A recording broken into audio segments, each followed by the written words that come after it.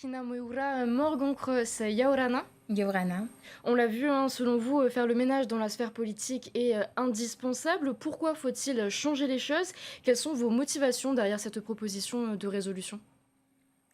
En fait, quand je me suis engagée, c'était vraiment par conviction et j'ai toujours su que les élus de l'Assemblée devaient être représentatifs du peuple. Et j'ai vraiment le sentiment aujourd'hui, en 6 mois, que là, avec la nouvelle génération, il est impératif de prendre ce genre de mesures, avec tout le respect que j'ai pour ceux qui ont enchaîné 4 mandats et qui ont mené notre pays à ce qu'il est actuellement. C'est pas eux en tout cas que je comptais stigmatiser sincèrement, mais il faut mettre en place, instaurer ce renouvellement fréquent, c'est-à-dire 2 fois un mandat, 5 ans, pour qu'on continue à être représentatif de la société actuelle qui est en continuellement en train d'être transformée. Et je pense qu'avec les privilèges qu'on a, le salaire aussi qu'on a, 558 000 francs par mois, à un moment donné, on n'est plus représentatif, le pouvoir peut nous monter à la tête, et ça je vous le dis parce que je suis au cœur de tout ça. Et justement, dans votre proposition de texte, hein, il est écrit que l'un des objectifs est, je cite, de diminuer les risques liés à une vie politique trop longue. Donc ici, hein, vous parlez de corruption, d'emploi fictif ou encore d'abus de pouvoir. Ce sont des choses que vous constatez au sein de l'hémicycle aujourd'hui? J'ai pas constaté, parce que là, ça fait que 7 mois que j'y suis, donc j'ai pas vu d'abus de pouvoir, mais on l'a tous vu, je pense, en tant qu'habitants de la Polynésie française sur les dernières décennies, que pour beaucoup, ça leur est monté à la tête. Souvent, on avait dit pendant le Covid, à l'époque de l'obligation vaccinale ou du fameux mariage, ah, on a un gouvernement qui est complètement déconnecté, on a un parti politique qui était déconnecté. Et je pense qu'à trop rester longtemps au pouvoir, c'est ce qui peut arriver. Donc c'est dans cette dynamique que s'inscrit ce texte, et à la fois aussi dans la dynamique d'un des points qui a été mis en avant dans le programme du parti Tavini Huiratira. Mais vous, dans votre proposition de résolution, hein, vous le dites vous-même, vous avez travaillé dans votre coin seul. Pourquoi avoir fait ce choix? Alors, j'ai travaillé effectivement dans mon coin avec l'aide pour l'écriture de ma collaboratrice, que je remercie, après de n'en avoir pas parlé. Je ne veux pas dire au parti que c'était pour leur tourner le dos, sincèrement. C'était pas pour être irrespectueuse non plus. Je vais être totalement franche avec vous. Pour moi, si j'en avais parlé, si j'avais demandé l'avis du parti, je ne serais pas devant vous aujourd'hui, et ce texte n'aurait jamais été étudié en commission, comme c'est ce qui s'est fait aujourd'hui, en examen. Donc c'est dans cette volonté. Je suis persuadée, je mets ma main à couper, qu'on ne m'aurait pas laissé faire si j'avais demandé l'avis. Donc je m'excuse pour ceux qui prennent ça comme quelque chose d'irrespectueux. C'était pas le cas. Je suis quelqu'un de très respectueuse, mais c'était un débat qu'il fallait avoir. Et donc aujourd'hui, je dis aux partis, à ceux en tout cas qui n'ont pas apprécié ça, ben, le débat est ouvert aujourd'hui. Maintenant qu'on continue et qu'on travaille ensemble, et que s'ils ont des propositions sur ce texte, qu'on en parle, mais qu'on fasse ce texte. Il est impératif. Aujourd'hui, nous sommes 60% de nouveaux élus. Je pense il est grand temps que cela voit le jour. D'après nos informations, hein, Oscar Temaru s'est opposé à ce que votre texte passe en séance plénière à l'Assemblée, donc il a une chance d'être adopté. Avez-vous le sentiment de ne pas être donc soutenu par votre parti, ou peut-être avez-vous peur d'être censuré si jamais vous allez trop loin? Alors là, c'est vrai que j'avais eu des consignes en fait pour retirer ce texte, parce que, au vertu du règlement intérieur, je suis la seule personne ne peut m'obliger à retirer ce texte, avec des points qui étaient avec de bons arguments, comme il faut en parler en majorité, il faut demander l'avis du congrès du Tavini. Et en fait, là, moi, je réponds, je vais profiter là pour répondre, et ben, qu'on demande l'avis du congrès ce week-end ou la semaine prochaine. Et au niveau du débat de la majorité, ben là, il est ouvert. Aujourd'hui, il est ouvert à la majorité, mais aussi à tout l'hémicycle, en fait.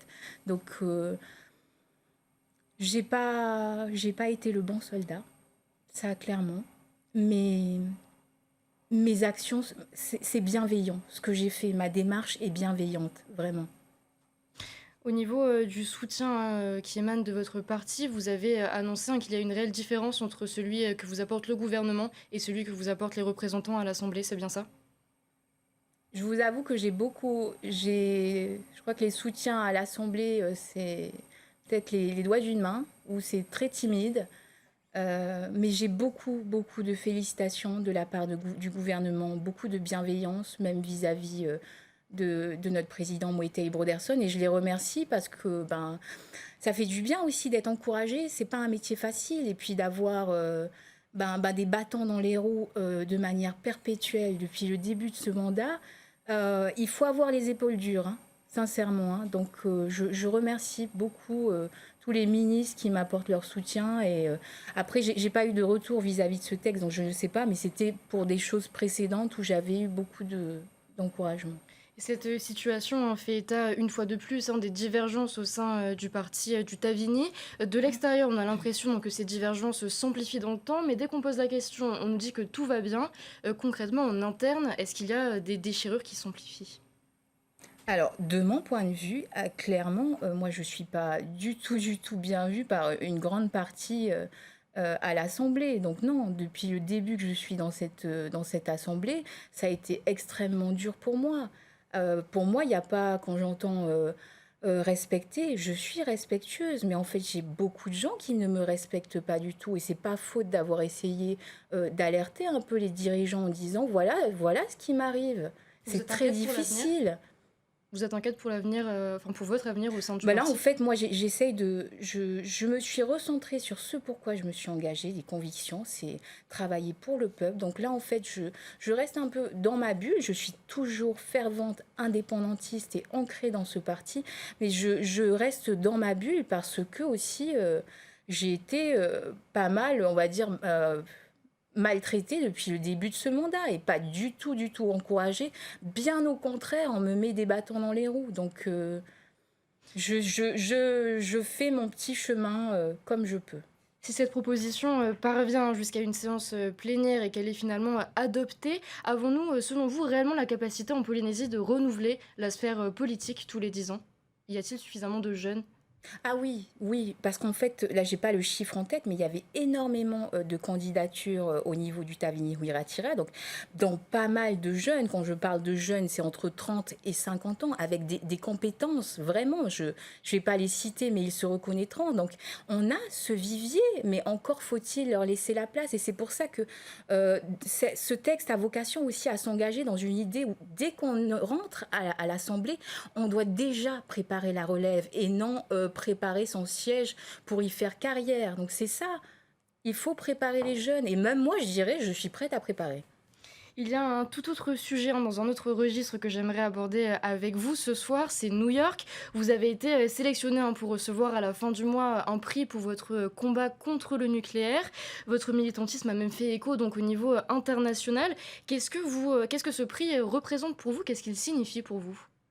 C'est une grande consécration. Et pas que pour moi, en fait, pour toute la Polynésie, parce que ça va mettre en lumière aussi au niveau international que nous avons été les souris de laboratoire de la France avec 193 bombes. Donc c'est très fort pour moi. Je remercie infiniment ceux qui m'ont permis d'obtenir ce prix. Je pense aussi à tous ceux qui ont milité avant moi, notamment tous ceux de l'Église protestante et des associations précédentes, toutes les victimes du nucléaire en Polynésie. Donc c'est à eux que je dédie ce prix et je suis fière parce qu'en fait, la voix de la Polynésie a été portée à l'international. Eh bien, merci Hina Moeura d'avoir accepté notre invitation. Merci Emma.